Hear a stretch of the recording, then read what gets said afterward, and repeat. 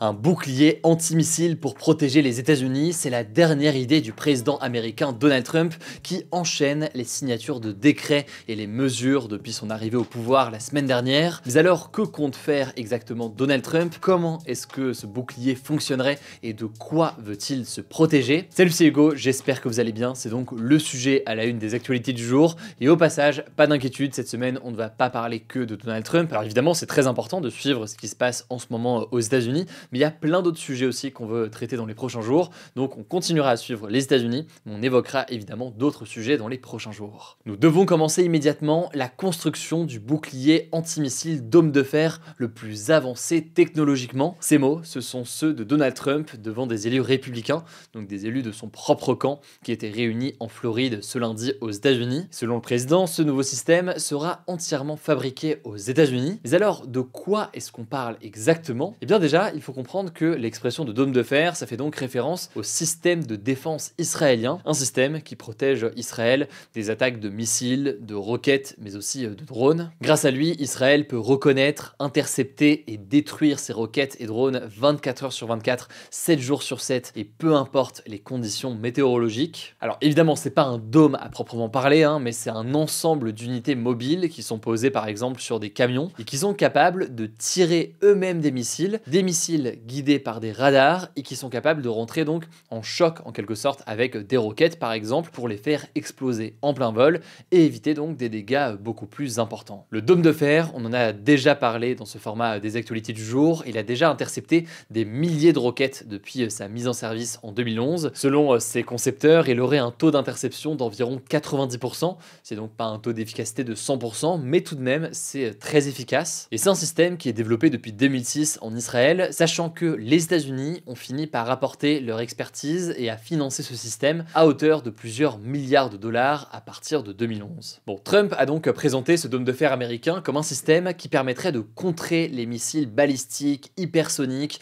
les missiles de croisière avancés ou d'autres attaques de nouvelle génération. C'est ce qu'indique en tout cas une fiche d'information du décret que le média américain CNN a pu se procurer. Bon, mais à noter qu'il n'y a aucune arme de ce type qui a été utilisée pour l'instant contre le territoire américain dans un conflit moderne. Et ce qu'on peut noter, c'est qu'il y a quand même un développement rapide de technologies militaires dans des grandes puissances mondiales. On peut penser à la Russie, on peut penser à la Chine, on peut penser aussi à l'Iran. Et donc, les États-Unis estiment que c'est une menace potentiel. Et c'est ce qui fait donc que Donald Trump parle de missiles balistiques hypersoniques par exemple. C'est des missiles qui ne viendraient pas de pays juste à côté où a priori il n'y a pas de menace aujourd'hui. Il y a des tensions économiques mais pas de tensions militaires, en tout cas pour l'instant, entre le Mexique et le Canada. Par contre donc Donald Trump estime qu'il peut y avoir d'autres menaces. On peut aussi penser par exemple à la Corée du Nord. Un élément assez intéressant au passage, c'est Christophe Wazinski qui est spécialiste des relations internationales et des questions d'armement, qui était interrogé par le journal L'Echo et qui estime que l'installation d'un tel système, il pourrait par contre remettre en question le principe de dissuasion nucléaire. La dissuasion nucléaire, c'est donc le fait d'avoir l'arme nucléaire, que la puissance en face a aussi une arme nucléaire, et donc on n'ose pas finalement faire certaines choses, attaquer de telle ou telle façon, par crainte d'avoir en retour donc une attaque nucléaire qui nous serait dirigée. Mais là, ce que dit Christophe Wazinski, c'est que potentiellement, si un pays comme les États-Unis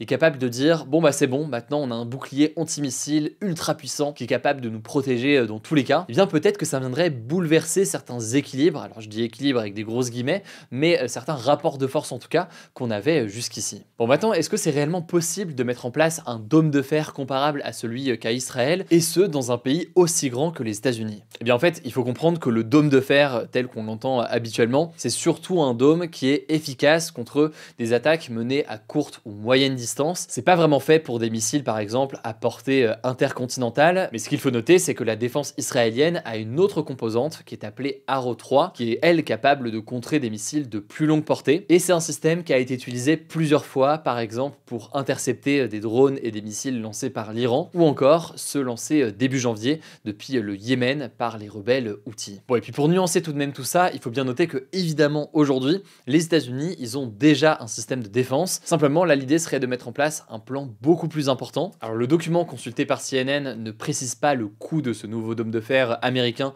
ni son calendrier de développement. Ce qu'on sait par contre, c'est que le secrétaire à la défense, Pete Hegseth, a 2 mois pour soumettre un plan de mise en œuvre. On en saura donc davantage dans quelques semaines, mais c'est un point qui me semblait important à aborder aujourd'hui parce que l'on voit qu'il y a une nouvelle escalade militaire qui se déroule en ce moment du côté des États-Unis. Au passage, autre sujet important concernant Donald Trump et qui concerne là aussi le domaine de la défense. Donald Trump a signé ce lundi un décret pour interdire, je cite ses propos, l'extrémisme de genre dans l'armée. Et pour dire les choses simplement, il souhaite bannir les personnes transgenres de l'armée alors qu'elles étaient autorisées à servir dans l'armée jusqu'ici. Les personnes transgenres, c'est donc les personnes qui ne se reconnaissent pas dans le genre qui leur a été attribué à la naissance. Donald Trump appuie cette décision en estimant que les personnes transgenres pourraient avoir, je cite, de nombreux problèmes de santé mentale et physique qui seraient incompatibles avec le service actif. Mais vous l'imaginez, c'est une décision qui a suscité énormément de réactions, y compris de certaines ONG de défense des droits des minorités. Par exemple, l'ONG American Civil Liberties Union a critiqué cette mesure, la qualifiant de tentative de marginaliser encore plus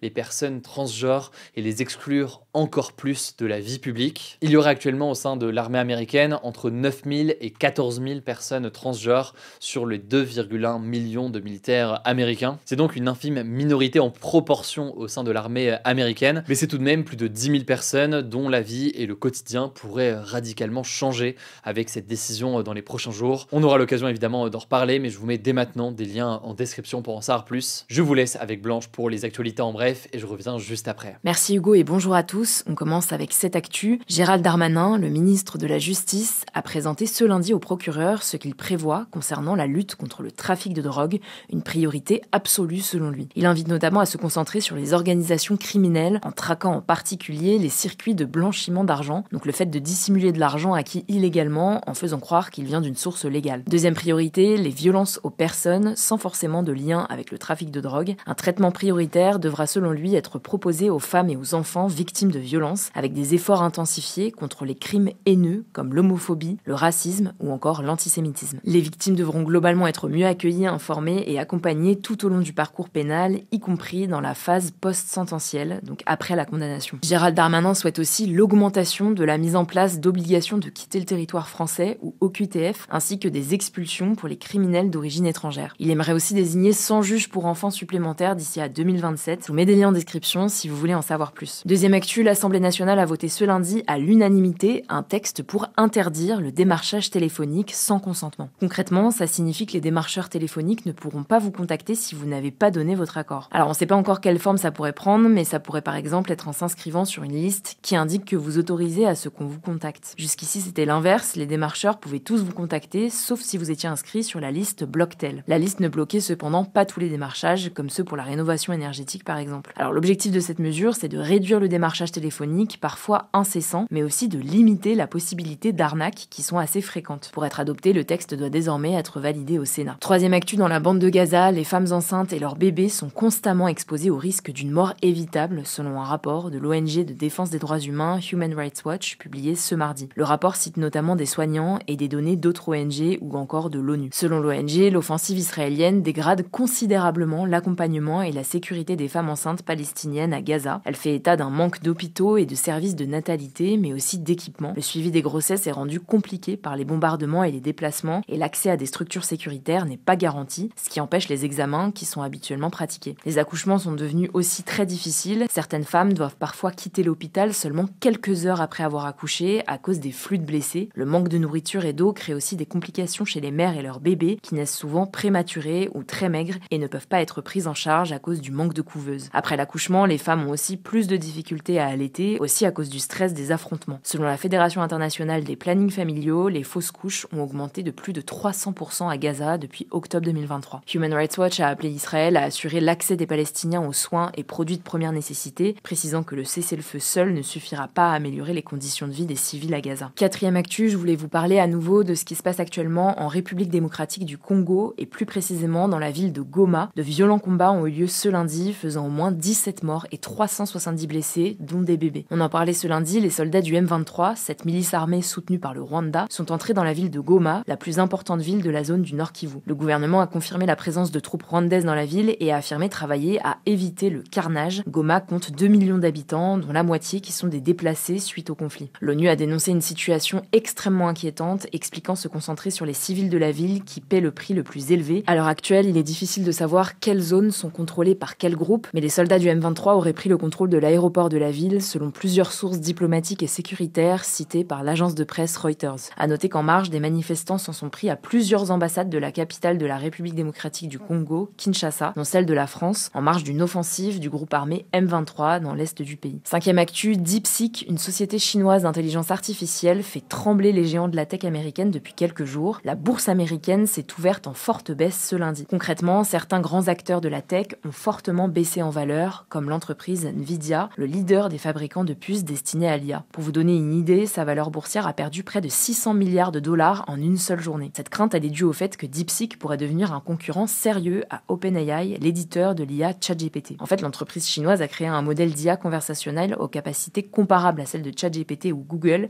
mais qui coûte beaucoup moins cher. Le coût d'entraînement d'une des versions de DeepSeek a coûté 5,5 millions de dollars contre 100 millions de dollars pour la version équivalente de ChatGPT, selon les créateurs des deux IA. Cette différence de coût se répercute aussi sur le consommateur avec des requêtes moins chères. C'était le sujet à la une de notre podcast dédié aux actualités culturelles hier. Le lien est en description si vous voulez creuser le sujet. Et enfin, dernière actu, vous l'avez sûrement appris aujourd'hui, l'animatrice française Catherine Laborde est décédée à l'âge de 73 ans. Elle est connue pour avoir présenté la météo sur TF1 de 1998 à 2017. Elle avait quitté l'émission par surprise, annonçant son départ à l'antenne le 1er janvier 2017. Elle avait par la suite joué dans des pièces de théâtre. En 2018, elle avait annoncé être atteinte de la maladie à corps de Lewy, un type de démence qui partage des symptômes avec la maladie d'Alzheimer et la maladie de Parkinson. Merci beaucoup Blanche pour ces actualités en bref. Alors pour ceux qui l'ont pas vu, on a publié beaucoup d'interviews récemment sur notre chaîne YouTube dédiée au grand format, je vous mets le lien en description. Mais autrement, vous tapez Hugo Décrypte Interview sur Spotify, Apple Podcast ou autre et vous allez pouvoir les retrouver. Prenez soin de vous, prenez soin de vos proches et puis on se dit à demain pour une nouvelle vidéo.